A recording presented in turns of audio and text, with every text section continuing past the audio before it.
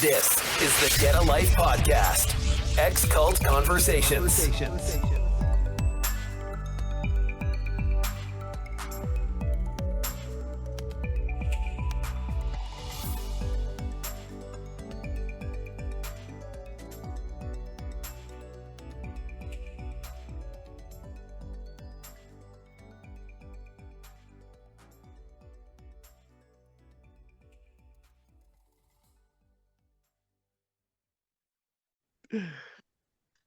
There we go. Hello, everyone, and welcome to today's episode of Get a Life Ex-Cult Conversations. Promises to be a very interesting one. We have two special guests, very interesting characters here. We've got Big John Beresford from St Austell in Cornwall, way down at the south end of England. And we have his sister, Ruth Beresford, from the beautiful village of Birmingham in the Midlands. So, Ruth, start us off to start telling your story for us, please. We're really looking forward to it. Yeah. Well, I was born nearly 4 years after John. Born into the Brethren. Sort of not allowed to do anything till we're baptised. Yep. So had this lovely business of being fully immersed baptised, but I don't remember it. Yep. I remember sort of being the piggy in the middle because I had a younger sister. We had a younger sister that was born 16 months younger than me, and she was born spina bifida. So the attention was quite soon taken off the other us two, and we were sort of shoved aside, and my sister was taken focus. Growing up, we was always the outsiders. Of course, there was the one main family down there, and we weren't related. So because we weren't related, we were very much shoved aside. We were the poor lot. We had no money, so we were made to feel that we were the outcasts and the poor people of the meeting. So this was Birmingham, was it? Birmingham meeting? No, this was down in Cornwall. Oh, you were born down in Cornwall. Well, I was born down in Cornwall, yeah. That's why I said she's Cornish through and through, really. She tries to say she's not, but strange woman.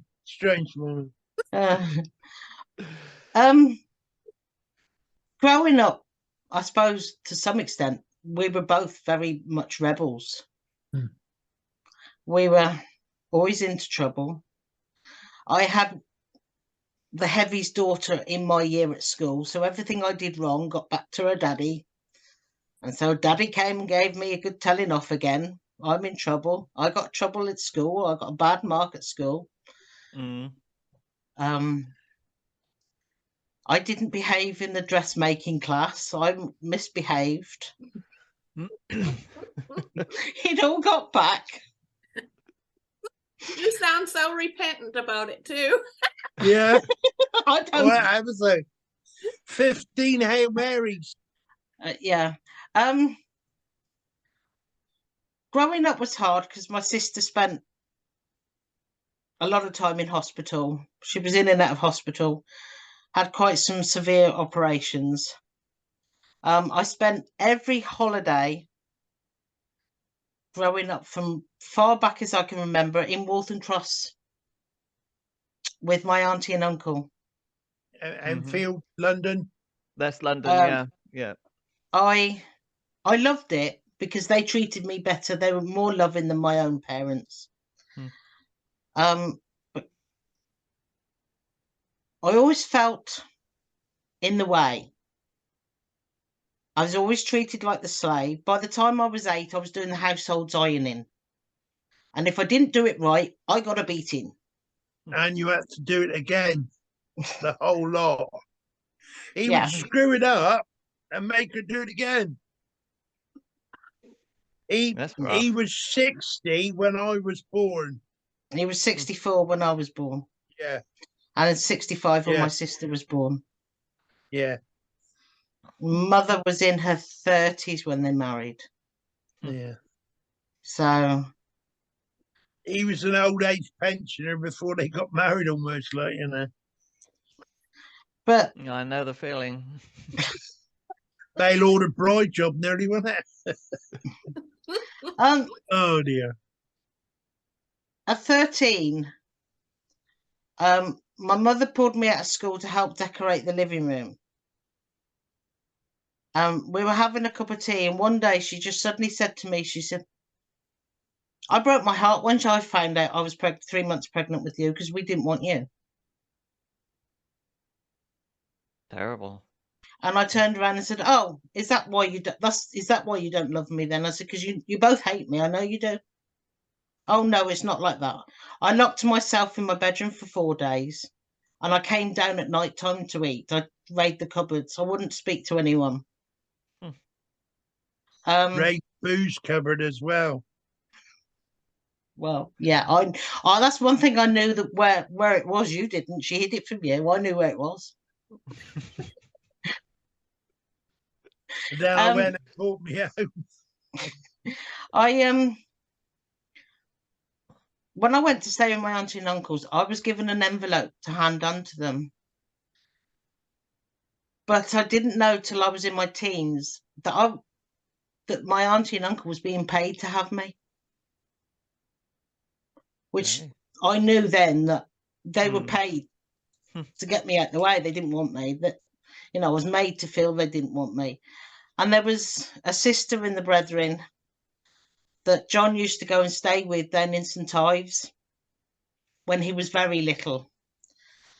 And I didn't take a lot of notice of what she said until I was 16, when it really hit me what she said.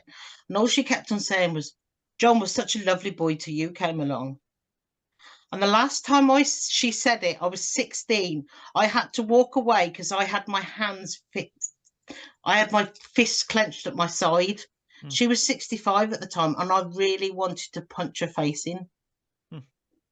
And it was, did I ask to be, all I wanted to say was, did I ask to be born into this shit? I said, nobody wants me. Nobody cares. Nobody would give a shit if I jumped off the harbour wall and killed myself.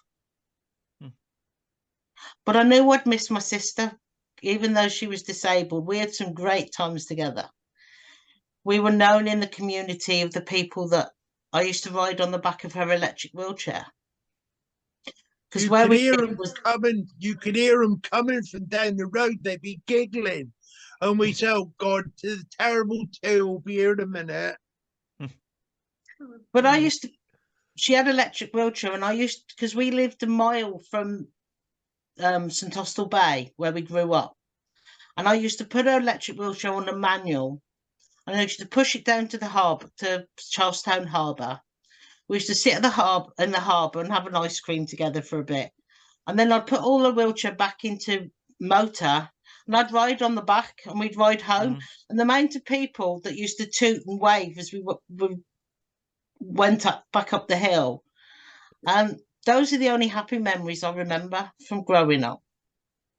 And spending time, times like that. Living in the house was awful. That's really sad. He used to lock Ruth in.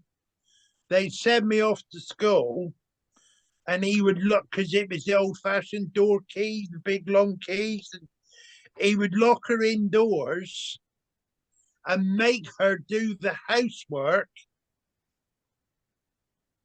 And while I'd gone to school, then when it was time for me to come home from school, he'd unlock the door, or like as if Ruth had got home before me, like.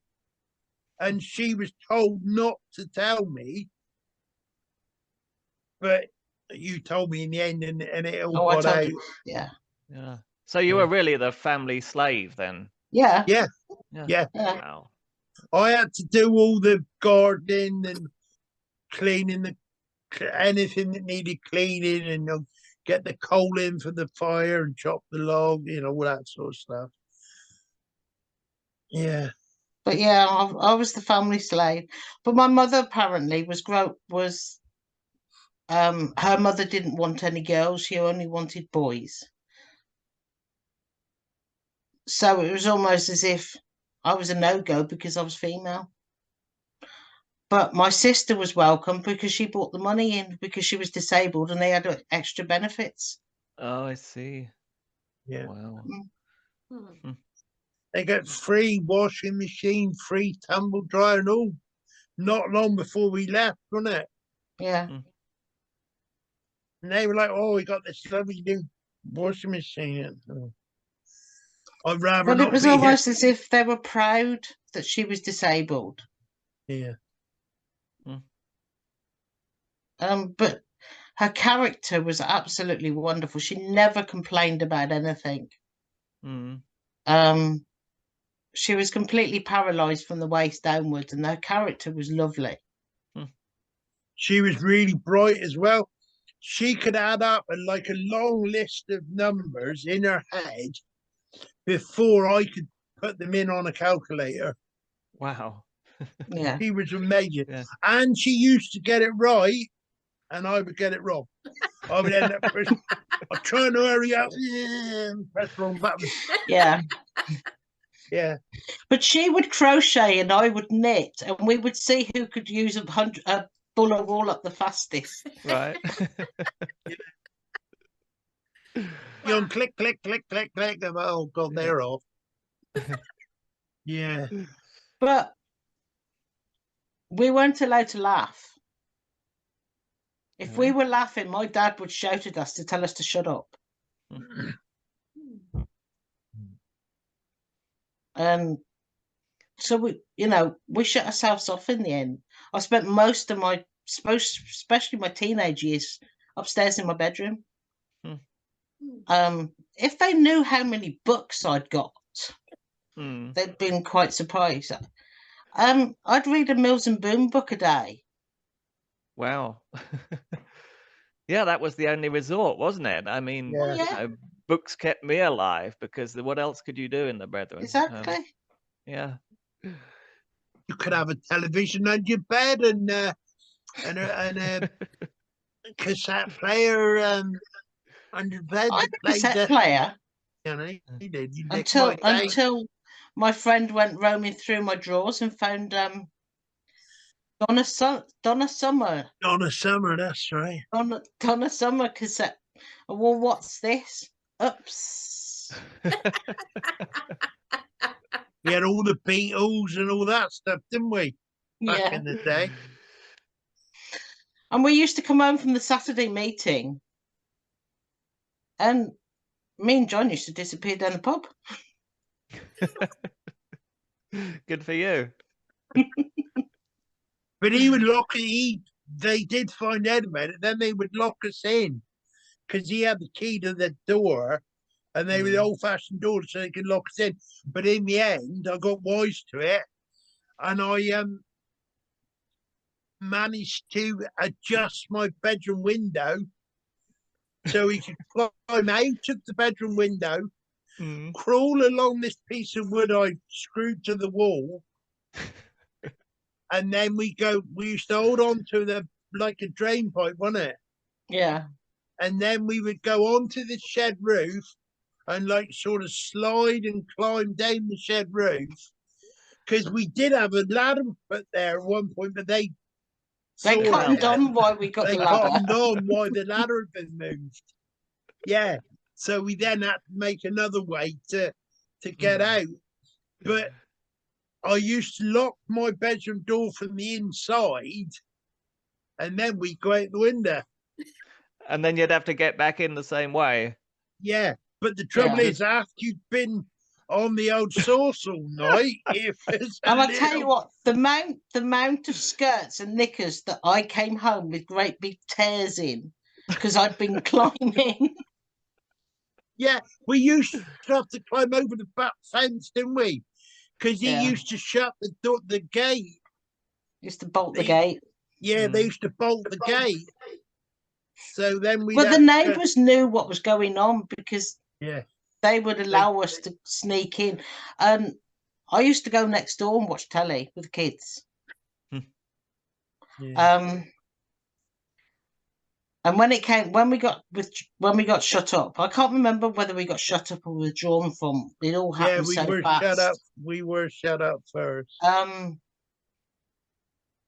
But during that first summer, it was the summer I was 16. I was turned 17 that summer, and right opposite was a carpet shop. And in the summer, my Prescott and mother used to Ferguson. leave. Yeah, they used to leave the front door open, and because I spent all my time in my bedroom, my mother spent all her time screaming up the stairs at me. And when it came time, we'd been withdrawn from. The guy opposite turned around and said, "There's the bottom bed sit's coming free next month." Hmm. He said, "You can move in." He said, "I'm not going to ask you a down payment." He said, "All I'm going to ask you to do is go to sort out the rent." He said, "I've heard enough of your mother screaming at you." He said, "It's too much." Wow. And this was over like a B road, like a fair good sized road, like. Mm. Yeah. So was the whole family shut up and withdrawn from, or Yeah. just Yeah, The whole first of all, family. yeah. Yeah. They got a solicitor's letter on me to get me out. Yeah, I slept. he had a letter from the bailiffs. It is here somewhere in this house somewhere. I have seen it. No, not the bailiffs, the solicitors.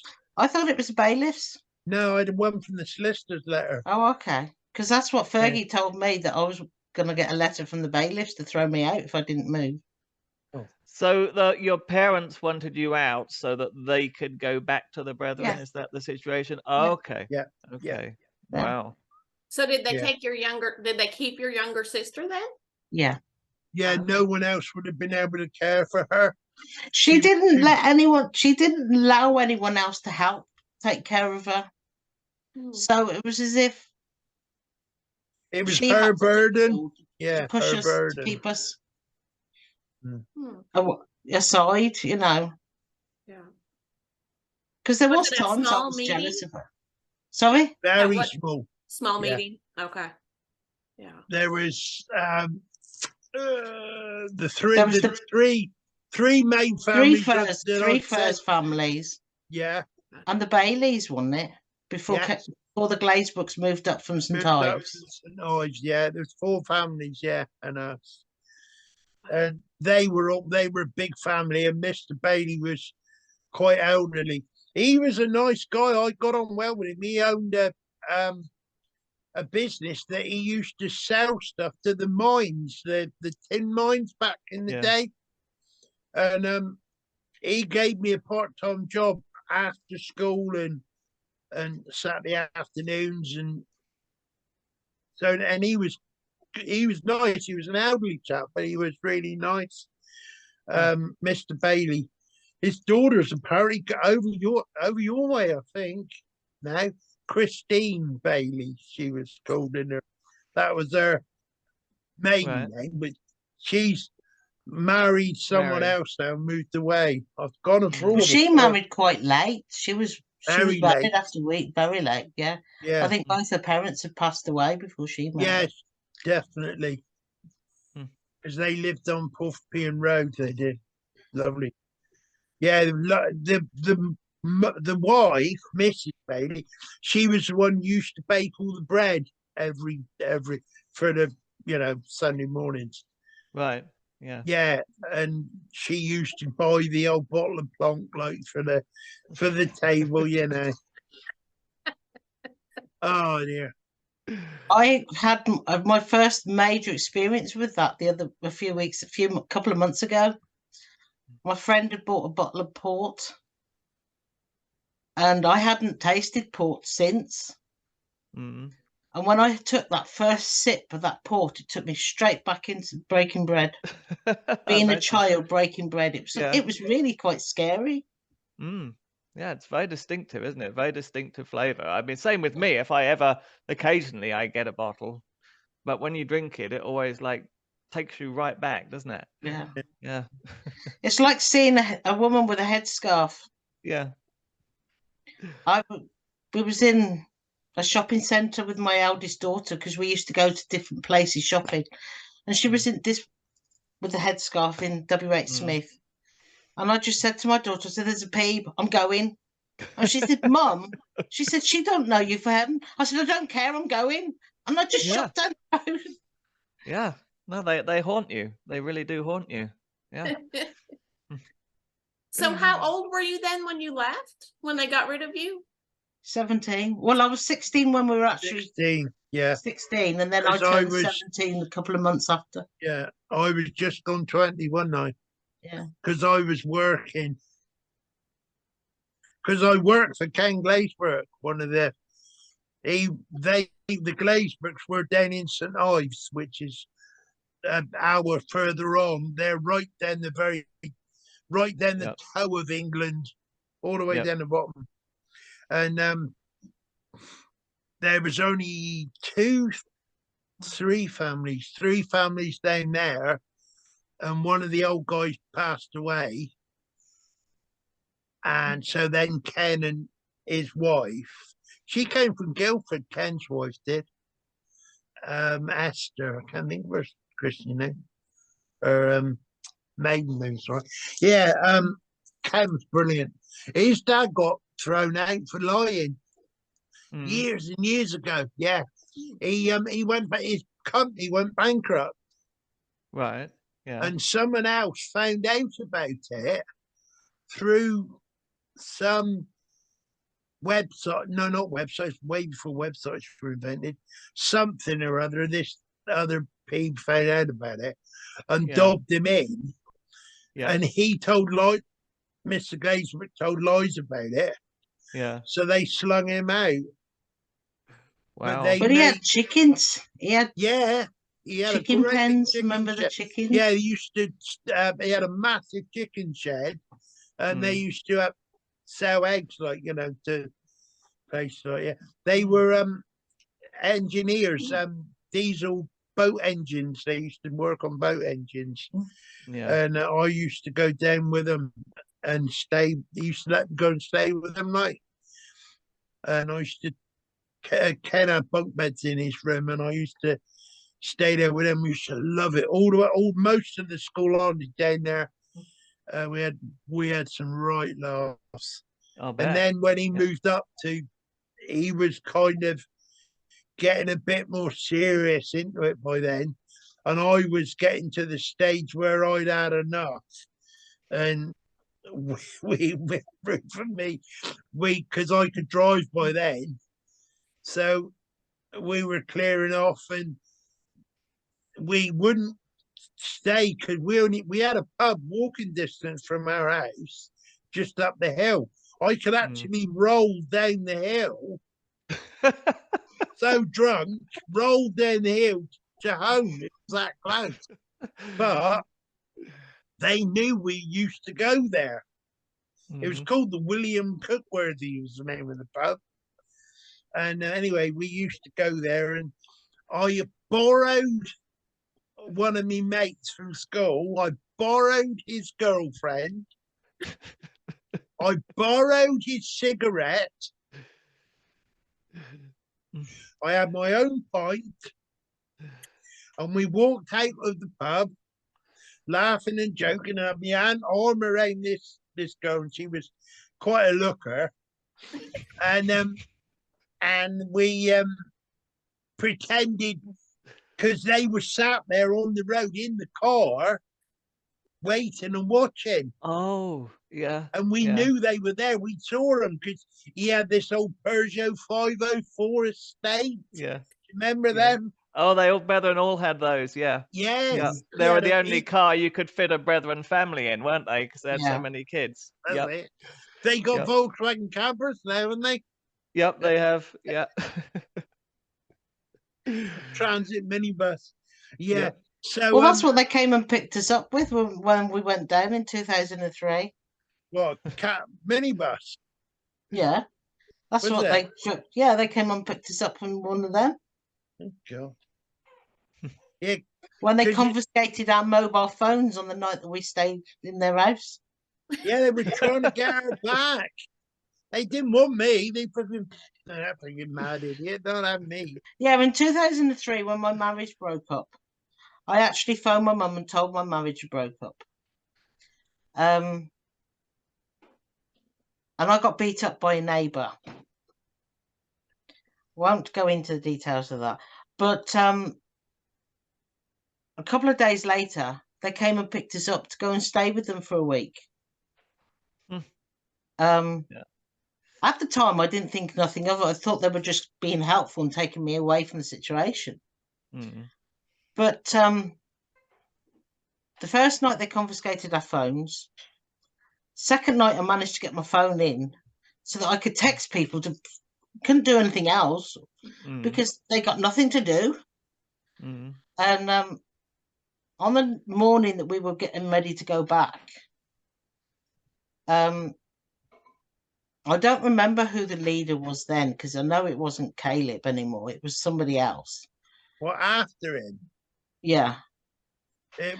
Came to see me. And he turned around and said to me, he said, if you come back to us, we'll give you a house with the top of the range furnishings. It was Now, someone who got moved this down. is what I learnt a few weeks ago. Mm. Me and my daughter were talking, and she said her and her younger sister, next younger sister, they were told that if I accepted their offer, they wouldn't want for anything. But No, that 2003, that is when all that was happening. It was just like a little blip. They suddenly decided Bruce Hale's, like, you know, universal leader, he had just come in. His father had passed away. He'd come in and he had this idea that he was going to get a whole lot of people who had been withdrawn from, he's going to get them back. And so everyone was told to, you know, if you know people, got relatives who are out of fellowship, contact them and see if you can tempt them to come back in, money no object. And of course, it didn't actually work. I mean, yeah, there were one or two who came back, but nearly everyone, they said, yeah, no, it's lovely to meet you and see you and find out how you're getting on, but no way am I going back into that mess. Well, I turned around and said, you brainwashed me once in my life. You ain't doing it again. I'm going down. Get me to the station quick. Good for you. But the thing is, we were the first in our street to have cable TV. Yeah. My kids were the first to have a computer in the house. Oh, well done. Yeah. Wow. Okay, my marriage had gone to pot. I'd got 4 kids. Mm. Do you really think I was going to take all that away from my kids? Well, when yeah, they'd got absolutely. TV? I couldn't do it. You know, they'd got mobile phones and everything. Mm. You know, the eldest was just gone into secondary school, and that's when I first allowed her to have her first mobile phone. Mm. And it was a sort of, I couldn't do that I couldn't take all that away from my kids. No, absolutely. Yeah. Even with top of the range appliances. I mean, come on. Who cares? You know, no TV. We were bored out of our brains, you know. Yeah. What was the youngest was 4 then? Neighbours. Yeah. Sorry. The youngest at the time was 4. Mm. Oh, wow. Because the eldest was 12. Then there was 10.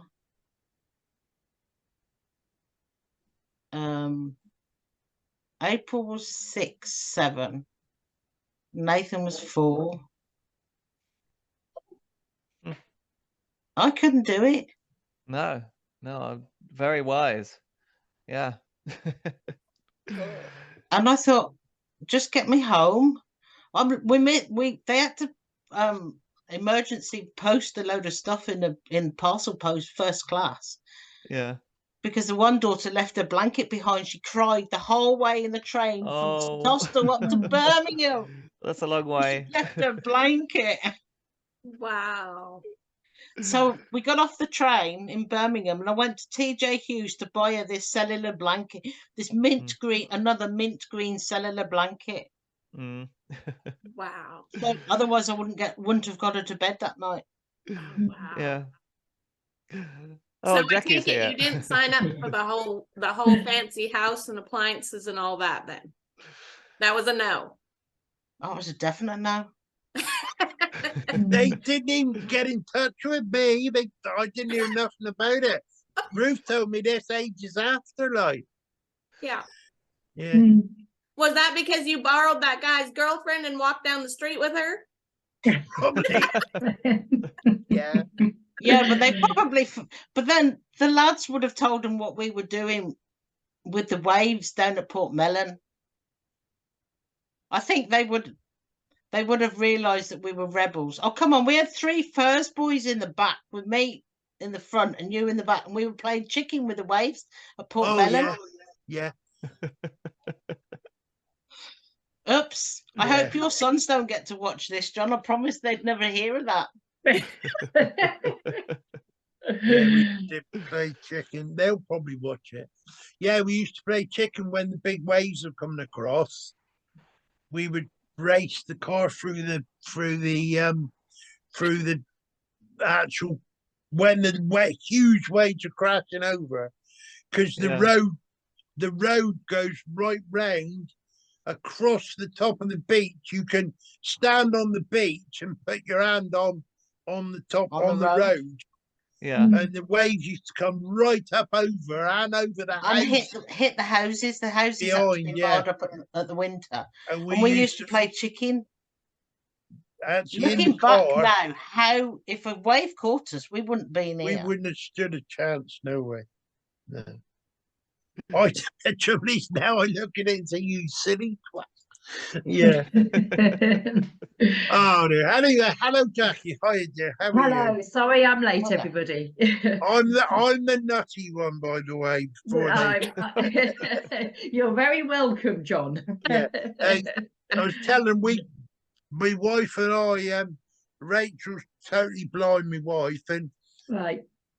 We do a radio show here in Cornwall. Yeah. Called Blind and Bonkers. So if your wife's the blind one, then you are. Yeah, you got it. I've got it. I'm. Absolutely fucking sketchy, mate. I tell you. Yeah. I'm 1 month dry as well on the old booze as well. Oh, well done. It's took a long time. Yeah. Good for you. But then the trouble is, I was drinking at senior school. We were all drinking. I was taking 12. We were taking whiskey, and you'd have it in your jacket pocket, because you could pinch it out the kitchen cupboard, and we go to the senior school with booze in our pockets, and because I'm bigger than all the rest of them, I could get into the pub up the road, and I also knew the bouncers on the door. So we were getting served when we were still really young children. Like, I was working as a bouncer on the door up there. In the evening, getting paid in beer, and then going to school the following morning, and they're wondering why I'm falling asleep in the lessons. Yeah. So no wonder that I've had such a problem with drink all my life, and my boys, most of my boys love a drop or two, I went out with one of my sons at Christmas. And we were sat in the pub having a few, and suddenly the door slams open in this little village pub, and 3 cops come in, 2 blokes and a lady, and they go running past, and I'm thinking, oh my God, what's happened now? Like, what we done, like? But they ran past us, and they were arresting these 3 sat on the table next to us. And the trouble is, we had the van out in the car park, didn't we? And the police car was parked by our blooming van. And we'd been on the source for quite a while. Yeah, and it was too far to walk home. So Tristan, my son, says, come on, Father. He said, we better get out of here. So we had a word with the barman, and he let us out the back door. so that they didn't actually see us walk out the main door of the pub. So we went out there in the back, got round to his van. He said, right, get in quick and don't make any. Anyway, put me leg up, and because I was so sozzled, I fell over backwards, landed with me backside in a puddle. And the conservatory bit on the pub where they police were with these three under arrest was 20 foot from the van, and there was me sat in a blooming puddle with me legs in the air. And Tristan said, Father, he said, if you lose my license from me, I'm gonna pick and kill you. Right up the van and got in quick, went off down the road. But oh my goodness, yeah. So whereabouts in Cornwall are you, John? We're in St Austell. Oh yeah. Well, you've been outside up in the clay mountains. Yeah, we're clay in mountains. They call it the clay country. Right. We're halfway between St Austell and Newquay. Newquay. Yeah. Yeah. I left the same village in '94. Yeah. She did a moonlight flare. Yeah, we did. Yeah. Yeah. We got a house in Wolverhampton at the time. We didn't hand our notice in until the day we posted our notice on the way down up to Birmingham. Right. So I went round a couple of days later, and you were gone. Yeah. So Yeah. after I'd had a really difficult time at that moment because I'd had a really difficult time with having my second daughter. I had a lot of problems towards the end of the pregnancy. I was threatened with preeclampsia, and also the cord was wrapped around her neck quite bad, and I lost contractions. So she was actually born blue, and she was in neonatal for 12 days, and I went through this hatred of my mother not being a mother that I needed. And that she was being controlled, and she didn't have the guts to stand up and support her, support. So how long had you been out of the brethren at that point? I assume at that point At that point, how old was I? I was 25, so I'd been out 8-9 years. Yeah. Because I left at 17. Yeah. Sorry. So if you went back there, if you were able to walk back there and walk into a meeting room, can you think of what you would say to them? What's one thing you would say to them? One thing I'd say to them, how cruel they are. Yeah. How loveless. Yeah. Yeah. And what a bunch of lying beeps they are. Yeah, that as well. Yeah. We've been watching, because I suppose I've not really told my wife, even though we've been married 20 odd year. So I'm on my second marriage. I haven't told her a great deal about it because I've had it buried in the box. And I stuck a great big pile of heavy stones on it. Yeah. I don't want to go there, but I've been told, well, since I've joined this group with the trying to stop the drinking, that, well, have you sorted it out? Have you put it to bed properly? What do you mean? Have you got any help for it? Have you seen anyone? Did a bit of counselling, but the counsellor, it was lovely. I'll go and see these counsellors, and they tell you go and see there's your meeting, and I go for one meeting, and then they say, "Oh, see you next week," and then I'd have a phone call through the week and say, "Oh, sorry, your meeting's been changed," and then I'll get to a new person, and they say, "Oh, sorry, they moved me on to you because you were too bad for the previous one," and it just kept on happening, and in the end, I spazzed. And that's been my case now. I just sort of stick around. I'll have a drink. I don't give a shit.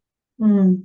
And that was my way of, that was before food was a crutch, but then I ended up at 25 stone.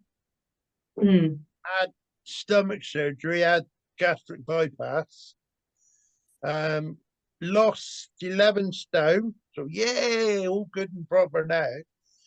And then COVID came. Mhm. That sort of, and my youngest and my third son has moved himself and my only granddaughter to Plymouth, up near London anyway, a Mhm. long way from here. Can't think what's called. It's got loads of roundabouts. Milton Keynes. You've got there around that area, yeah. It's either Milton Keynes or Hemel Hempstead, one or the other. Yeah, Roundabouts. what? Oh, the Basingstoke. Oh, Basingstoke. Oh, yeah. Basingstoke, Okay, yeah. a bit further south. Yeah, yeah. I don't Long know. way. I've No. never been. I've been Mm. up that way. I used to drive a truck years and years and years ago, but Mm. long. Well, because you moved us from Bilston to Birmingham. Yeah. When we Mm. moved from Bilston to Birmingham. Mm. Mm. I drove an Arctic truck on a car license. What? Yeah. Ooh. From Cornwall to Birmingham. Yeah. Picked up this guy because this guy he'd rented the truck, paid it all because he'd moved down here on his own, got a job, and but he didn't want to move his wife and kids down till he was kind of set up.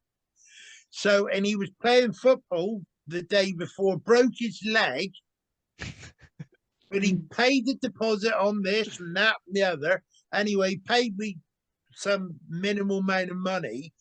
Have you driven the truck? I said, no, I only passed my car license 2 weeks ago.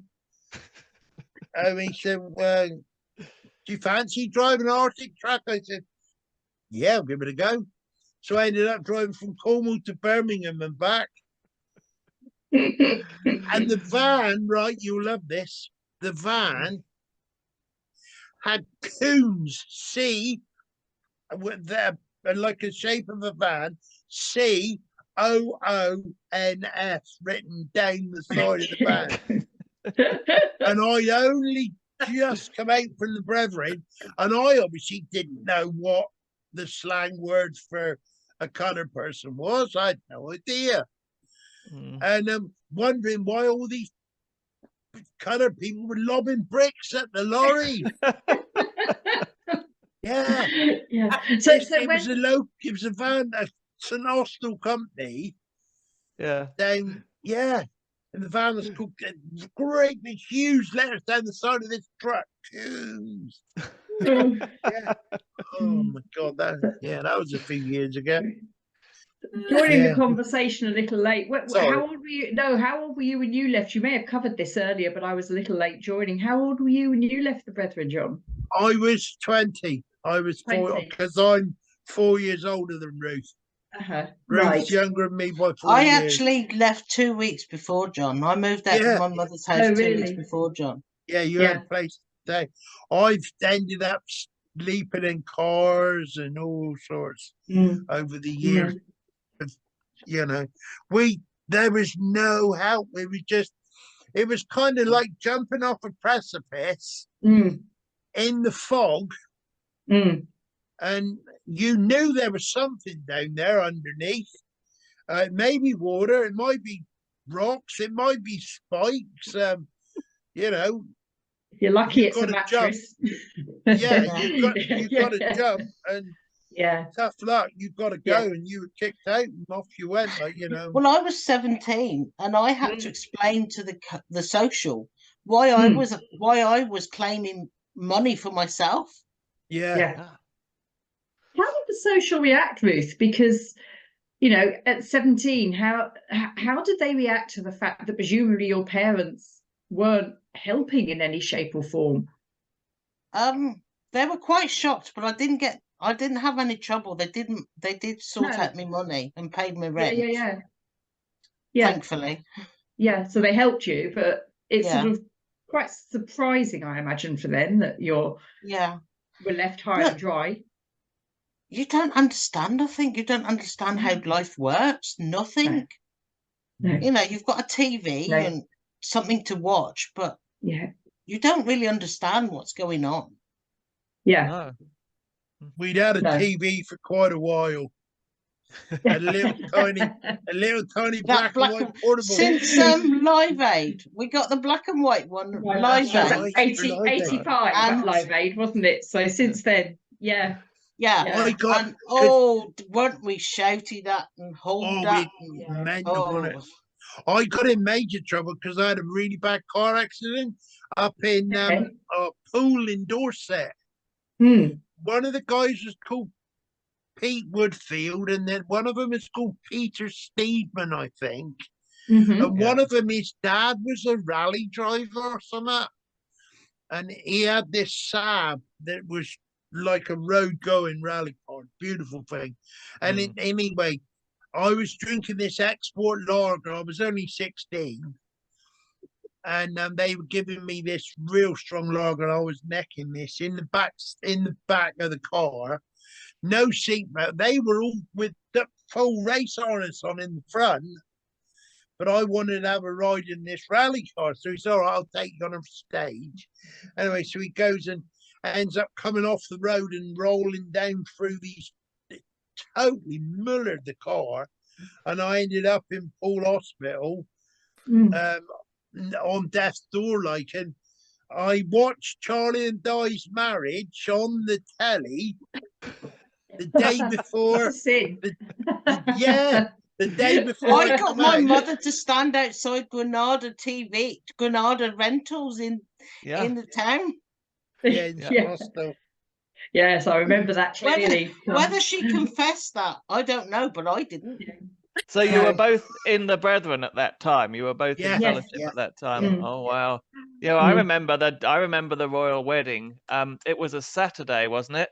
And we all went strawberry picking in Norfolk. Our family went strawberry picking, which we did every year.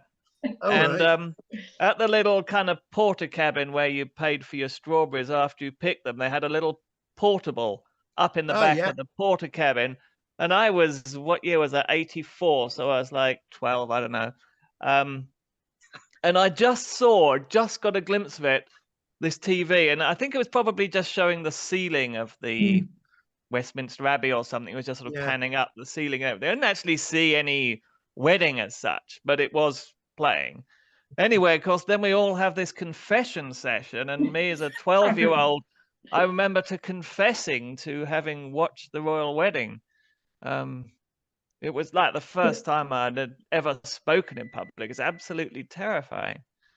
I can remember too that my mother and I went out for a walk on the day, and we found a house that conveniently didn't have net curtains. I stood on the pavement for about half an hour and watched it. And exactly my memory is the same as yours, Richard. It was then a hall how wicked and awful it was that, Brethren had found ways to watch the royal wedding. And there was a mass confession that was coming up. And I remember asking Mum, I was about 16 at the time, asking Mum, do you think I should confess? And my mother said, oh, don't be so ridiculous. And I think that's probably why I'm where, and my mother is where we are today. Not good for your mum. Yes, exactly. I can have a wee a minute. We left sort of 2 or 3 years after that. Yes. But I remember being quite shocked by her saying that, but not in a bad way. Sort of, actually, because it was a bit farcical, wasn't it? Well, absolutely it was. I mean, some localities, I think, a lot of people were actually shut up for a couple of weeks. Yes. And in some places, there wasn't anyone left to kind of conduct it. So they had to sort of wait for one set of priests to be released so they could then go and serve the rest of the sinners. Yes.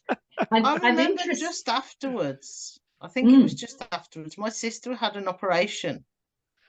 And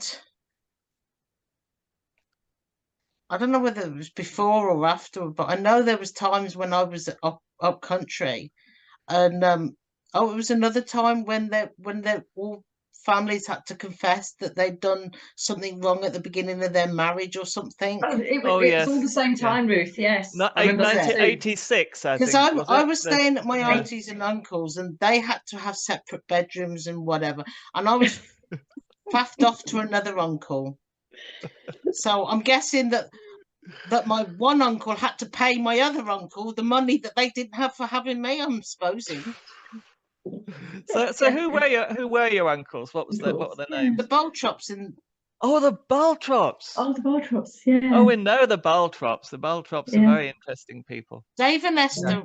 I loved Dave and Esther. Oh, they're very sweet. Yeah, I knew them very well. Esther's My very my sweet uncle lady. Dave was the only uncle that I could sit on his lap and be and felt as if I was wanted. Yeah. Wow. And Rhoda and I that's used to write interesting. like a journal every night to each other. Mm. And out of my family, I think they were the only ones that I've ever really, really missed. And it's a sort of, I'd love to know what's happened to them, what they're doing, and who's alive and who's not. Google them. Yeah. So you and to John, find out. well, yeah, maybe, yeah, you and John, the only two in your immediate family, not in the brethren now. Yeah. Yeah. Yeah, all the rest are dead, like. Yeah. All our family, yeah, we're the only two ones alive. Well, I suppose there's cousins and whatever still alive. Extended family. I think Uncle Ken's still going, because Uncle Ken moved down to live with Mum in St Austell because Grandad Barltrop married one of the women from Plymouth. Phoebe. Yeah, Phoebe, that's right. And all I remember saying to him, well, why couldn't you have married Olive? She's much nicer than Phoebe. That's right. She was one of them that was sucking on a thistle that the dogs had a wheel on. I actually told him that. Because Phoebe was toffee-nosed and really, really pushed us up. We weren't allowed to call her grandmother or nothing. We had to call her Aunt Phoebe. Yeah, because Kenny Barltrop was quite a famous character in the Brethren, because he was a bachelor, wasn't he? And he used to travel around a lot, and he had this great sense of humor or something. Right? Yeah, quite possibly. some sort he was quite good on the piano. Yeah. No, he's famous. Yeah. Uncle Kenny. Wow, Kenny Barltrop, famous. Wow. Yeah. He crashed a car in Truro roundabout coming back from St Ives one night. In his little mini, and there was four of us in the back. Yeah. No, three of us in the back. Rhoda, Jimmy, and me. Yeah, when I was in the front. And you was in the front with Uncle Ken, yeah. In a mini? Yeah. In a mini. It's cream coloured, sort of creamy coloured. You'd be surprised how many people you can get in a mini. And it's surprising how well they roll and go back on their legs, on their wheels, and drive home. We'd done the Boxing Day swim in the sea down at a place called Carlisle Bay. And as we got out the water at 10 in the morning, the landlord, Cyril Dingle, he was called, he's a really nice chap from the Bar Inn. He passed us a bottle of whiskey. So I do, mate. Cheers. And then we went back to his pub to warm up, like, and we were on snake bites and whiskey chasers all day. And at the time, Bar Inn did the best Cornish pasties in the area. They certainly did. Anyway, one of my friends had just bought an Escort Mexico. Rather nice, but we had this black mini. It was hand painted. Do you remember JPS John Player's special? Yeah, black and gold. Yeah, guy had hand painted this thing, and we bought it off him. And he played around. He was a bit of a mechanic, and he played around with the engine, and it did go rather well. Mm. And so yeah, he was boasting how fast his car was. I said, yeah, right. Bet my Mini's faster than that. So anyway, we ended up racing on the way home when we'd been drinking all day. Mm. And we went round this corner and I overtook him going round this corner. And mucking about, swerved the wheel in to cut him up, mucking around, and it was icy. And we lost it. And I was racing bangers at the time, but doing banger racing. And so I knew a bit how to drive, but I was so drunk, I was over compensating. I was going from lock to lock to lock to lock. Yeah. And it was making it worse and worse. We were going up. We ended up rolling off the road, over a verge, and into a field. Mm. Anyway, my mate stops and comes over, and I'm downwards and you're lying on top of me, I think, wasn't it? I can't remember, but I remember being pulled out through the window. Yeah, they pulled us out through the window. Anyway, we rolled it Rolled the back car on his back wheel, on the wheels, and we drove it home. drove it home, picked the oh no, it wouldn't start because the battery that was in the boot in those days, and the battery had come unhooked, and the exhaust pipe had fallen off the back muffler. So I picked it up and lobbed it in the boot, and it sounded worse than a tractor going home. And this is like midnight time. You got into trouble about that. Anyway, the following day, I had to pinch a can of one of Mum's tins of beans or something from the cupboard because I needed a bit of metal, and I managed to mend the exhaust with two like Jubilee clips and a piece of metal, and Bob's your uncle, and I sold that car for more money than we paid for it. Even though Excellent. yeah. Oh, yeah. And for our listeners that are not from the UK, Sorry. the boot is the trunk. Oh, thank Sorry, you. yeah. Sorry. Yeah. Interpretation needed. Yeah, of course. Didn't think of Yeah. that, did I? Yeah. Yeah. And John, is that something you mentioned earlier when you said about you haven't had a drink for a month, but then you were talking about, the culture that you were brought up under. So that would be what, back in the 80s, that kind of time frame, when you were in the Brethren, and So I mean, that's sort of my time in event too. For you, was drink still a big thing in the Brethren at that stage? Because we know it is now. Yeah. Big style. Yeah. Oh, you'll love this because I was naughty, like, and all that. I used to go down to this little wine shop, and I was using him before I was old enough, so I was quite friendly with the owner of this little wine shop. And I would go down there every now and again and say to him, "Have you got anything different? I fancy trying something different." He said, "Well, I've got this." And he goes out the back and he brings this little bottle about this size, Polish pure spirit. 140% proof. Wow. Clear as water. It looked the same color as water. You could put 1 teaspoon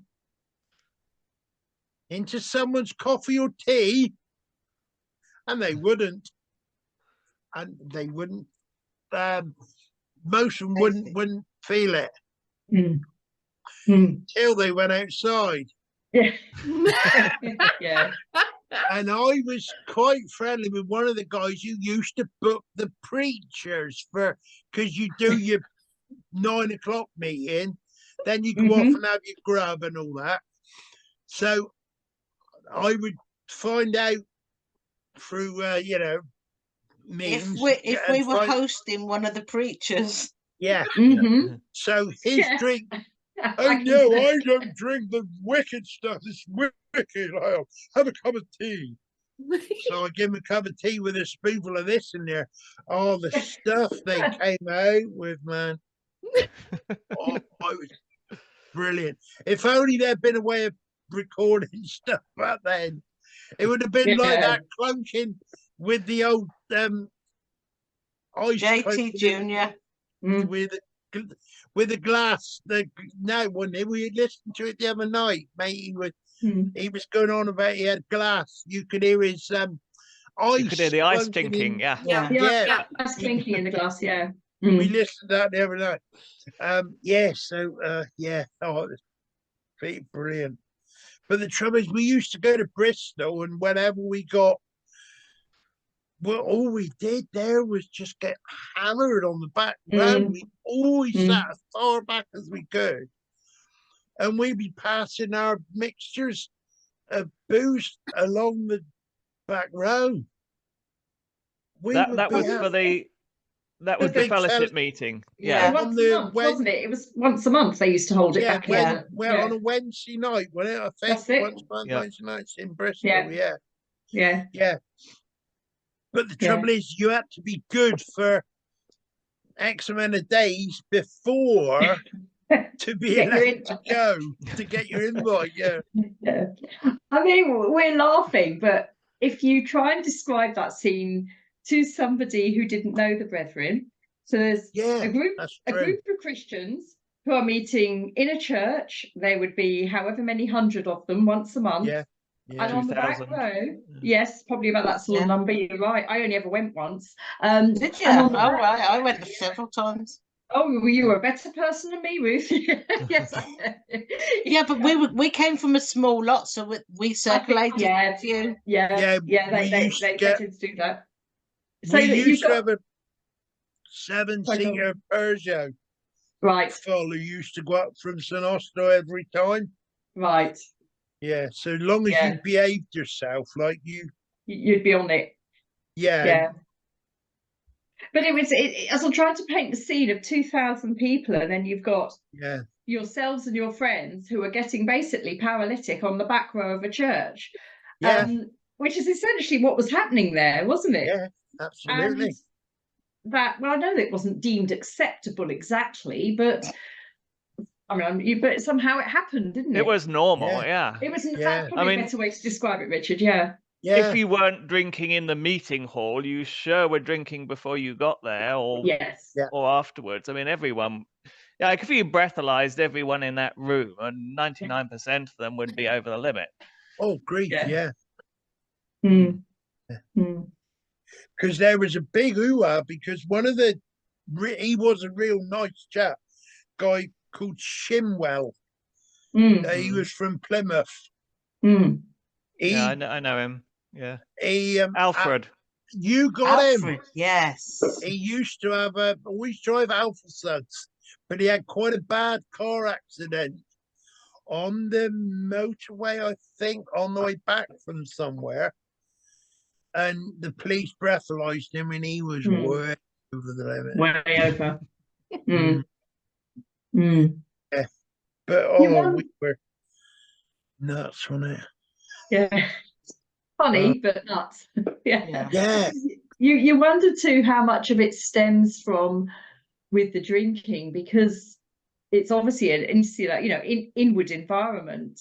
And I can remember going to a pub and first time being given a pub measure and thinking, is that all? Not realizing, not realizing that people understood what a measure of alcohol was, because pubs restricted it, but because the Brethren were never in that environment. No, they just poured away, didn't they? Glug, yeah. I used to say, don't worry about that, give us a bottle. Yeah. But it's like, as a teenager, because of being locked in the house, while Rachel had a last brain operation, she was in Plymouth. John was work, and the father used to lock me in the house because he was deaf. And what if somebody came?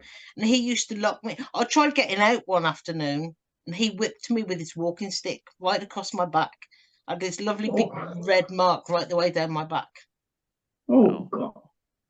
Because I tried leaving the house one afternoon. Mm. So John didn't know where the whiskey was hidden. I did. So every afternoon, my old man, the father, used to go up to bed for his afternoon nap. I'd be sitting drinking a glass of whiskey. And how old would you have been at that point? 14, 15. Yeah. Mm. Yeah. I'd have been younger than that. Mm. Well, I can remember I was given my first drink of scotch at the age of 12, which, I mean, they were quite sort of extenuating circumstances, but still not quite the answer. I actually had a baby sister that died, and I was 12 years old, and it was the night before her burial. She'd lived for 9 days, and I was obviously not a little distressed, you know, as a 12-year-old would be. Absolutely. And I was with relatives in the Brethren at the time, and their answer to my distress was to give me a glass of scotch. Which, I mean, it's sort of funny, but it isn't funny. Yeah. Yeah. But it's like we were always given drinks in the break. Yeah. Yeah. You know, at what, 13, 14, I was given, Yeah. you know, you was asked what you That's wanted how I to remember drink. it. Yeah. And Yeah. and it, Oh, I'll have a martini. yeah, Well, martini it was, Cinzano. I remember. Yeah. Yeah. Yeah. I Yeah. had one a couple of years ago, and I thought, how the heck did I like this? It's horrible. It's an awful drink, but maybe that's association, Ruth, because I used to ask for a martini too. So maybe it's association. It must be. It must be. Cinzano. Yeah, Now give me a decent Cinzano. bourbon. that's it. That's what it was. Yeah. Cinzano, yeah. Yeah, Cinzano. Yeah. Yeah. Give me a Yeah. decent. We drink bourbons here now. Maybe Sam, more up your street. If, Yeah. oh, Yeah. dear. Yeah, but Yeah. I suppose the thought process is that when you've got that culture, would be very hard not to become addicted to alcohol, wouldn't it? Yeah. Oh. Yeah. For a lot of Well, when my people. marriage broke up, Mm. and I literally went through. I hit depression. Mm. I used to take the kids to school, and on the way home after school, I used to stop in the shop and buy me a pack of 4 Archers, Mm. and have 4 Archers a night. Mm. Mm. But it's a coping mechanism, isn't it? But it can be quite a destructive one if it's not. But controlled, luckily, isn't it? when we moved, Mm. because we moved from Wolverhampton to Bilston, and I stopped drinking then. I stopped the nightly drinking. Mm. But, you know, you've been surrounded by people, you know, adults, you know, you've got somebody to talk to. Then all of a sudden, you're on your own with 4 kids and they've all gone to bed. What do you do? Yeah. Yeah. Numb the And the pain. loneliness kicks in. So what did I do? I sat on chat rooms. Yeah. Met another fella. He moved in, had another child, and then got married to him and then divorced him. Mm. Yeah. But I've married all the wrong people. I've all been with all the wrong people because we don't know how to, got no people skills at the time. Yeah. No. Yeah. You're not taught how to react to people. You're not taught how to respond to people. No. No. Or to respond when things go wrong either. I don't think there's any, I suppose you could call it, teaching of emotional intelligence amongst the brethren, in as much as if something goes wrong with you, well, that's because you're wrong, is the answer, isn't it? And there's no sort of, well, let's, you know, things happen, let's try and help you have some coping strategies, let's support you. There's none of that. It's, well, you're wrong, and if you get right, it'll all be fine. That's the sort of underlying ethos, isn't it? That they have no idea. I mean, in the Brethren, the word compromise is an evil word. It's a bad word. They have no idea about what's the word, you know, agreeing to differ. You can't say that in the Brethren. No. Everything is black and white. You're either right or you're wrong. And it makes us hard to get on with unless we get over that mentality. Mm. But Mm. I realised how cold my mother was. Mm. I was expecting my second when Rachel died, our disabled sister. Mm. Had to make the appointment to go and visit her body. I remember walking into my mother's house, and I remember this chill wash over me. And the old man, the father, coming and preaching and going on and on and on and on at me, and I'm thinking, just can't just shut the old fart up. Yes. And I saw my sister, but I couldn't show it. I couldn't feel anything. I just felt so cold. Mm. But when I got home, I phoned a friend, somebody I knew that had actually been help my mother with looking after my sister. And I said to her, I said, "What's the feeling you walk into my house?" And she said, "Explain first, and I'll explain to you." So I told her how I felt, and she just turned around and said to me down the phone, she said, "You grew up in that cold atmosphere." And then when I saw my mother in 2001, when I first holiday down in Cornwall, after we moved, I went to see her, and she gave me a hug, but it was like hugging a plank of wood. Mm. She was so cold and stiff, and I swore that I would never be like that, and I swore my house nobody would ever feel cold and unwelcome in my home. Mm. And I thought, and listening to other people, they're so cold and unfeeling. Mm. I knew that Rachel, our sister, didn't have long, and so I said to him, I said, "Oh, I want to say goodbye to her because obviously she's my baby sister and I loved her." And they said, "Oh yeah, we'll let you know." They phoned me, so I rushed around her in the car.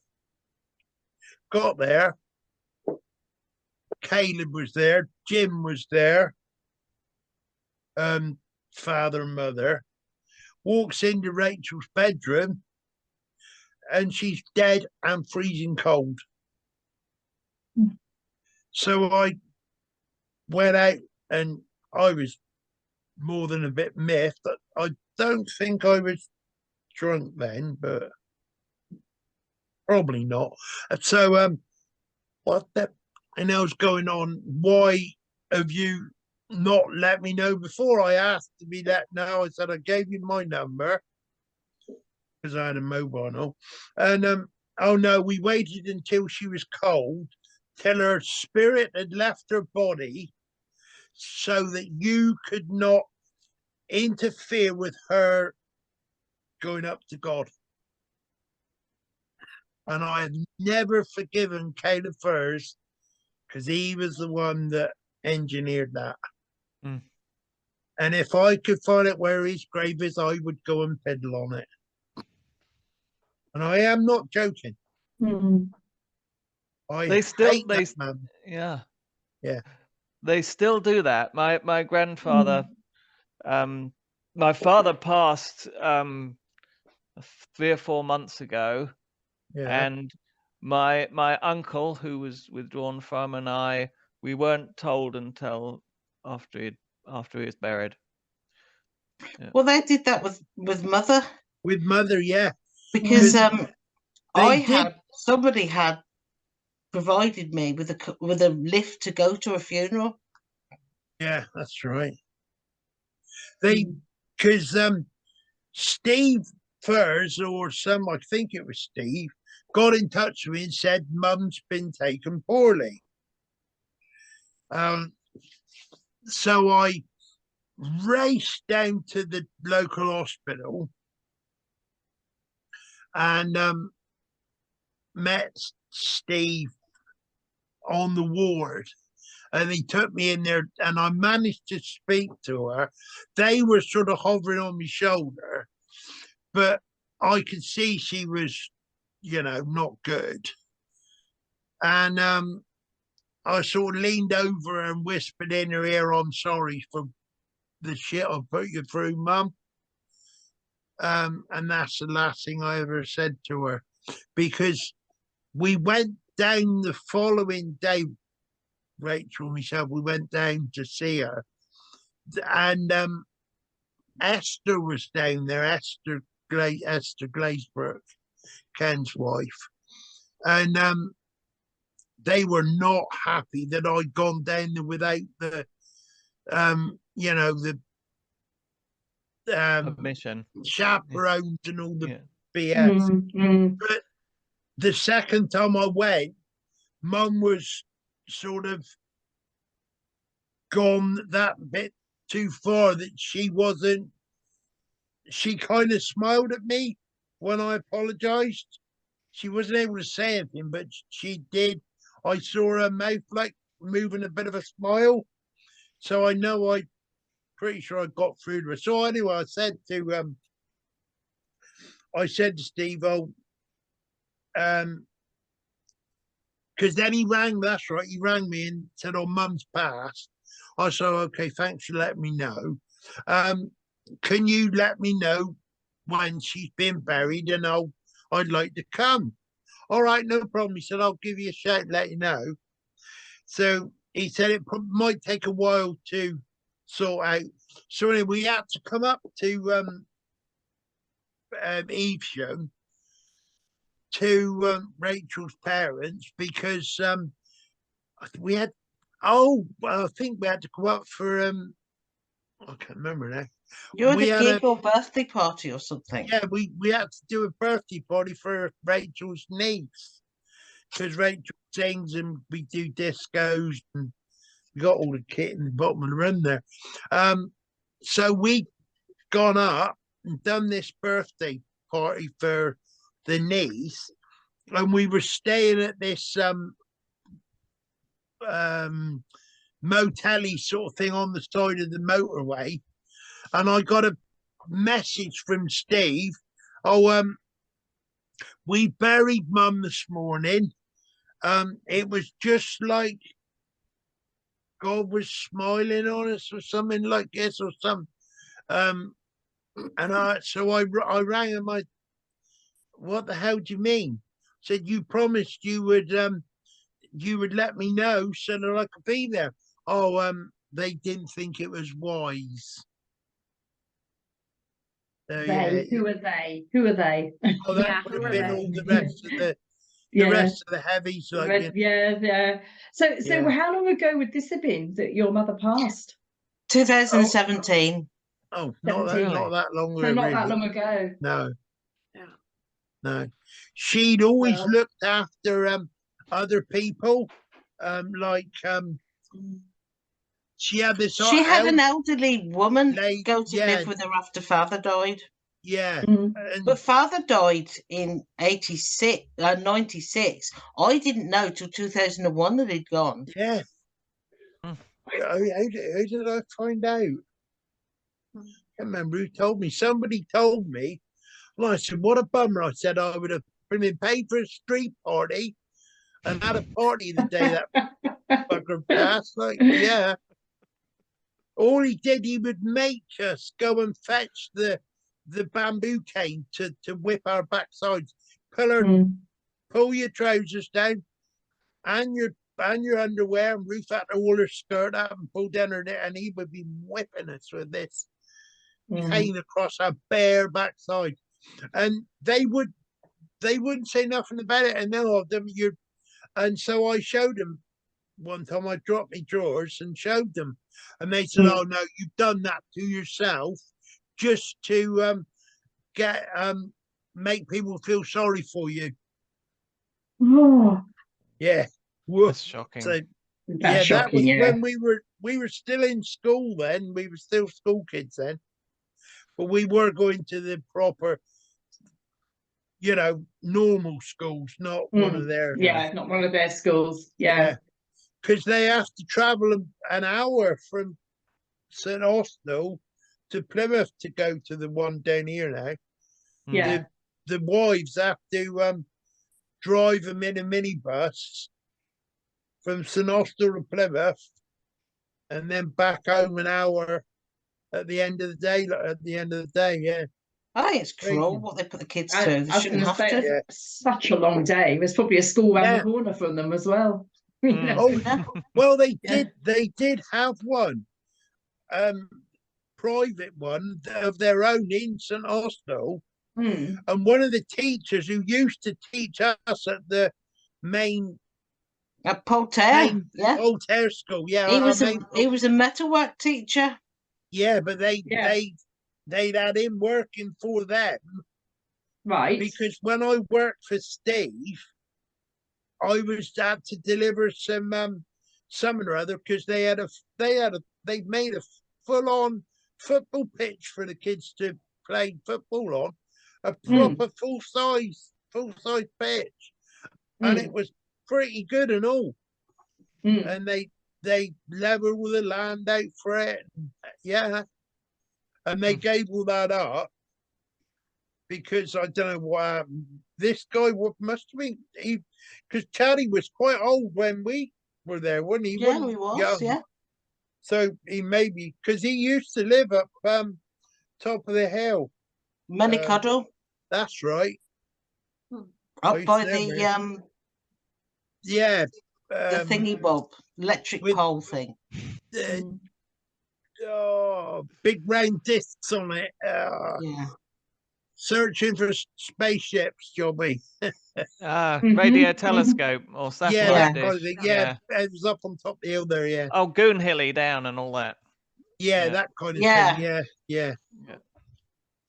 So did Yeah. the brethren ever apologize to you for the way you were treated, the way you were thrown No, out and no, left? no. Really? Never ever. Never. Not They even like say when they came looking for Ruth and asked her back, they never offered that to me. See, I wouldn't have anyway, but you know, I would like Yeah. say I'd had 6 kids by then, and my ex-wife now she's had 9. You know, Well, I'd We had fa- 4. we found out what was causing it. What, the kids? Yeah, there wasn't enough stuff on the telly. Oh. Yeah. Trust you to go to the room place. Bugger. What the things boredom does for us, eh? Well, that's Yeah. why the brethren have so many kids, is because they haven't got television. Exactly. They said I got sent out to have the bricks. Yeah, yeah. My ex-wife said you either go and get it sorted, and or you ain't getting no more bedroom. You know. So so I goes and sees the local GP, and he says, "Oh yeah, no problem." He said, "I know you've got 5 kids." I said, "Well, yeah, we got plenty." I said, "You know, you've got 4 boys and a girl," and so he said, "Yeah, okay, I'll get hold of the local hospital and arrange it." And before I we had then we had Damo, wasn't it? You'd had That's right. Then we Damien had after. Damo, that's right. So Yeah. while I was waiting to have it done, she got pregnant with Damo. Yeah. And then after then- you had it done, Yes, she had a Paul Market baby then, a Yeah. cappuccino one. He wanted discount at the local open air market. So the Indian stall holder said to her, "Okay, missus, if you want some discount, hop up in the back of the van and I'll give you some discount." And he give her blooming, he give her green shield stamps as well, you know. Yeah. And so my 6th is not mine at all. Yeah, and then like I say, she's had 9 now. The ex has had 9. Yeah. Have you got a Peugeot van to put them in, John? No, we have not. I've only got. Sorry, there's Peugeot vans just ring for my TD Peugeot 505s, weren't there? That's it, yeah. Yeah. No, my eldest still lives with us. Yeah. Rachel and I have, and I'd already had the snip before I met Rachel. Yeah. And yeah, my eldest has lived with us all the time, but all the rest of them have all moved on. They're all Kaylee's got her own house. Tristan's got his own house. Nigel's up in Basingstoke with me one granddaughter. You'd think with all that many kids, I'd have tons of grandkids, wouldn't you? But I've got less kids. I've got one less kid than you, and I've got 5 grandkids. yeah. Yeah. But it's interesting, isn't it? So they obviously sought you out at that point, Ruth, in the review time, but not John. You wonder why they'd be selected. I think they caught me at a very vulnerable time. Right. And they knew it? Yeah. Yeah. You know, my marriage has got up. Life had hit the papers. I'd got beat up by a neighbour. Yeah. The ex was going to prison. Yeah. I'd hit rock bottom. Yeah. And they tried to be annoying. And I didn't know nothing about it. Because my ex had thrown her first husband out of our house. Because she found out about what he'd done, like what her ex had done. And my ex had said, "Get out of my house or I'm going to throw you out." Like, you know, don't you ever darken my door again. So do you think at the time they preyed on that vulnerability, Ruth? Yeah. Because they knew I'd hit rock bottom, and the first thing they did was they came and almost rescued me. As if they were, you know, it was sort of almost like a rescue mission. Yeah. We'll look after you. We'll look after you, do this. And then once I said no, that was it. They didn't want to know anymore. Sort of get on with your life. You know, I'm suddenly on my own with 4 kids.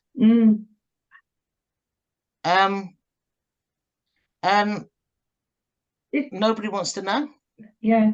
It's, you know, the talk of care and compassion, which are two, you're laughing. It's conditional care and compassion, isn't it? Which it shouldn't be. It's if you are probably in your case, if you came back or whatever it was they wanted, we will probably house you and help pay for your needs and everything else. But it's controlled. All the time, isn't it? It's about control. It's all about control. It's not real care.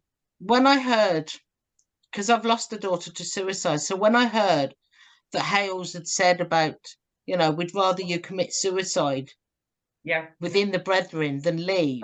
That was like somebody throwing a knife in my heart. Oh yeah. And I'm thinking, I think I called him everything under the sun. Yeah. Because my daughter committed suicide. She was 22. I'd do anything to turn around and pull that back. And because of that, and because I went through such a bad marriage, I've lost my granddaughter as well to adoption. So, you know, 2 years running, I lost 2 members of my family. And to hear anyone just talk of suicide like that. In an almost flippant way, and compare that to being better, to talking to relatives outside the brethren, which I think it was compared to, wasn't it? When you put it into context of somebody that's experienced what you've experienced, Ruth, it's a travesty, really, isn't it? You like this one then? We were up visiting Rachel's parents, and then they said Mum was coming to see you. And so because Rachel's mum lives about 40 miles from Ruth. Okay. So we travelled up the extra 40 miles to see Ruth. We were there already, weren't we? I think. I can't remember. Anyway, whoever the brethren, whoever brought Mum round. Somebody from Stafford, I think. Yeah. Anyway, so they banged on the door, and one of your kids let them in, I think. And Mother walked past Ruth she walked past me and she cuddled my wife. Wow. Who presumably was nothing to do with the brethren. No, Rachel. Oh, she's had nothing to do with the brethren. Yeah. No, Rachel. So what, Rachel had never even heard of him until she got with me. so Never even heard of him. what message does that give? That it's safer to cuddle an outsider than somebody that was inside and have left. Yeah. Her own flesh and blood. Yeah, her own children. Her firstborn and just- secondborn. Yeah. Yeah. Yeah. And He's froze. that was because she did live just down the road. Because the radio station that we were volunteering at, we had to drive past Mother's house bungalow to get home, to come home here. And so we called in one time, and she did see all my kids once, because Ken and I can't remember if it's Ken and Steve were there, and I brought all my kids to see Mum. So Mum has seen all of my children once, I think, because she gave them all a Bible, one of their old zippy Bibles. Yeah. Oh, and she gave one to Rachel as well, I think, because I've got a feeling Rachel may have hers, because Rachel used to go to church with her gran. So she was sort of religious a bit when she was a teenager, obviously back under when she was in but oh yeah, no, I don't, no, don't any of it, none of it at all. It's No. like like John's been up to. I had my youngest christened because it was what his dad's family wanted, and he hated going. You know, John was in the right mess, and then my second daughter's eldest was christened. No, was dedicated, and he came up to that one. But John's a mess if you put him in a church situation. Now, I'm the opposite, but I nearly died in 2000. I had an underactive thyroid that was undiagnosed, and I literally had body shut down. I literally asked God, I said, you either give me the strength to get out this bed and look after my 4 kids, or you end it now. I said, God, I give you this ultimatum. But I got better. So, yes, I have gone back to church. I have arguments over some of the rituals, some of the conditions. Even now, some of them know, you know, you've got the church I'm with now is, oh, you've got to marry within the group. And I turned around and said, that's control. I don't want to know. But they believe the Bible. They go by the Bible and they preach from the Bible, where they don't do rituals and things. Like the Church of England, they all have all these things that's sort of done in where every church does it. Ours is all different. Service. Yeah. But I think that's what's quite important, is that people are completely entitled to believe where they like, what they like, and in what they like, and to go to what church they want. But once it starts to control somebody's life when they don't want it controlled, as you say, it's a step too far. And once it starts to cause harm, I mean, I was all thinking about this the other day, and I'm thinking, in a sense, the Brethren as a group can make up all the silly rules they like. It doesn't really matter. It's a free country. Yeah. But where does it stop if those rules cause severe harm to people? Yeah. You know, they have a right to say we want to live in a detached house because we want to be separate and everything. And you can laugh at that rule because it's sort of silly in the eyes of most people. But when it comes to families, where does that stop? At what point do you say this freedom that we have in our countries, in the United States as well, and Canada and the UK, but the harm it's causing, something's got to be done? Yeah. Because somebody has got control of it and is taking it down a path it shouldn't go. Yeah. So that's kind of a perfect segue. I was going to say before we close, if you could, I mean, I think we can all say that if it ever was a church, it's off the tracks. So if you could offer one piece of advice, what would you tell them they needed to do to become a church again? I was going to say, pull the pin out of the grenade. Sorry. I can't. Yeah, but who's holding the grenade, John? That's what I want to know. Yeah. I'll hold it and I'll throw it for him. Yeah. They built a new joint now, a few years ago now, down in Cornwall. 2 million quid they spent on it. Wow. Wow. Is there anything you'd like to add, Ruth, before we go? I need to put families back together. Yeah. And families should be together and not have hierarchy and lowerarchy. Yeah. Everybody's born equal. Everybody dies equal. There shouldn't be any good, bad, evil. Rich, poor. Yeah. And they should treat their wives and all better as well. That I don't believe in that, where they've got to sit behind and all this BS. That, God created us equal. Yeah. And all this about not allowed to, and they don't like men marrying men and all that lot. Big deal, God made that person. And not allowed to have pets. Why not? God made animals. That really winds me up. And I don't know. I got loads of stupid questions. I've asked loads of vicars, and then another one. But I was like, well, if there's such a God, such a fantastic God as you're going on about, how come that he's gone and given that poor little just baby a brain tumor, or and they'll say, oh, God will provide. No, this lot, then that. Yeah, right.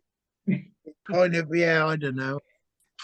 No, it ain't for me. I'm afraid I wouldn't give them the flipping scrapings out from under me dirty nails. I tell you. No, they. No. Yeah, I would.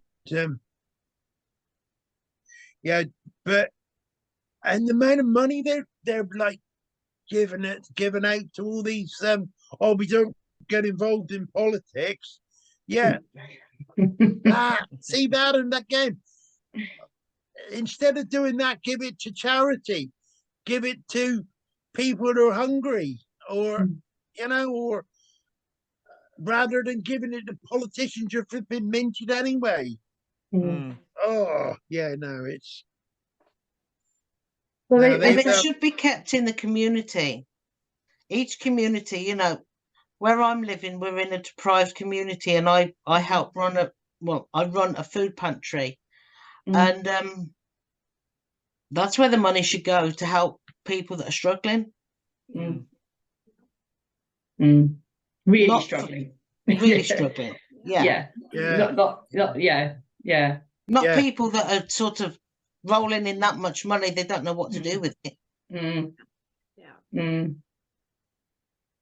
Well, I think we really enjoyed having you on today. Thank you very much, both of you. I've been looking forward to like a giddy kid, I have. Like looking for, is it Christmas yet? Yeah, thank you very much, Ruth and John. It's absolutely fascinating. It's a real blast from the past. We've been, my wife and I, we've been watching we've been YouTubing, like, we Yeah. spent the whole day yesterday watching. You videos of binge it. watched, did you? Binge watched the podcast. Fantastic. Just a few. And just totally Google the hell out of it all, like, you know. Yeah. Yeah. Well, we Yeah. appreciate that you're following us and making sure we keep on Yeah. track. Yes. Yeah. Now we're loving it. And I like that guy, just the black bald one as well. I thought that was pretty cool as Oh, he's well. good. Yeah. I like James, him. Yeah. James Di Fiore. Yeah. Yeah, I love him. I love him. And I understand him because he's a music guy as well. He is. Oh, Yeah. yes. Yeah, 'cause, I got tattoos on my arm, and music is my life. Actually, on tattoo on my arm, like, you know. Well, on one of my tattoos, I've got a. Oh, you probably can't see, it's a bit dark. We can see. It's like an Elvis microphone, Yeah. but on the bottom end of it, it's got a piston. The where it goes onto the crankshaft. The Yeah. bottom end, I've got all sorts of weird and wonderful art. Like, love it. We'll have to have a tack convention or something. Yeah. I'll tell you what, and this is a question for you. Is there any radio, like ex-brethren radio, that, for, outsiders, that's outsiders, right? Like a radio channel, or I'd be interested in joining something like that. Not that I know of on radio. Yeah. I don't know if anyone else knows of, but I don't know of. No, I just been thinking about it because I don't really like the bloke. We got a new manager now, one that we volunteer at, and I ain't very crash hot on him. He's a subway train driver from London and sort of. Well, maybe sort we'll of hear of Blind and Bonkers on the radio. Yeah, that's it. You're right. Yeah. We were doing it from Bonkers home. and the Brethren. Yeah, Yeah. that's it. Yeah, you got can it. say, invite them on. Trouble is, I go and say stuff, and I forget that I haven't turned the mics off. Like, but the trouble is, when you're doing live radio, Yeah, once you've said it, oops, too late. It's gone out. it's gone. It's gone. It's out there. And the amount of times I've said, I've got to go for a pee because I've got the old man's disease, got to run for a wee, like. And the amount of times I've said, Rach, you'll have to take over. I'm absolutely breaking my neck for a widow, like. And she said, shut up. And the woman said, oh, I haven't pulled the faders down on the mics, like, yeah. Yeah, I got into trouble there a few times as well. Mind your piece of cues on the radio. Yes. It's quite good because you could play whatever you wanted, like, within reason. As long as there was no swearing, you could play almost anything like. So we played a lot of good music. Good. A lot of banging tunes. Anyway, like I say, lovely. Thank you ever so much for having us. We've very enjoyed it. Yeah. Well, thank you so much. It's been a thank you, blast. John Ruth. It's been fun. It's been a lot of fun. Good fun. Lots If of there's fun. anyone needing help down this way, give them my name. I couldn't give my hand, like. Oh, thank you, No, John. definitely. I know the amount of BS we've gone through, and I wouldn't like to see. Would love to help someone who wanted to get away. I'd love to be able to help them so they could avoid some of the pitfalls that we ended up falling in. Just a bit of advice, just because a lot of them apparently they can't see much because it's so ruled what they can and can't do. Yeah, okay, you can go to the library, but how do you know when you go to the library, they ain't someone going to see you go to the library, go on the free ones, you know? Yeah. It's, you know, but yeah, just, yeah, it's a shame that they're getting away with it. It really is. They need the old, send Rachel after him. She's got a white stick with a ball on it. And that thing is laser guided. Yeah. She could have some fun with that with them. And I it think hurt, that's a great believe me. note to end on. I think so. Definitely, it's a good image, isn't it? A fantastic image. Yeah. I know, like that, yeah. Yeah. And she said, for goodness sake, hurry up, get me indoors, it's raining, I'm getting wet. And I said, well, I'm struggling to breathe at the minute, like that. Yeah. All good fun. Lovely job. Yeah. Super. All right. Well, we'll shut her down there. Okay, Yeah, thank you very much, everybody.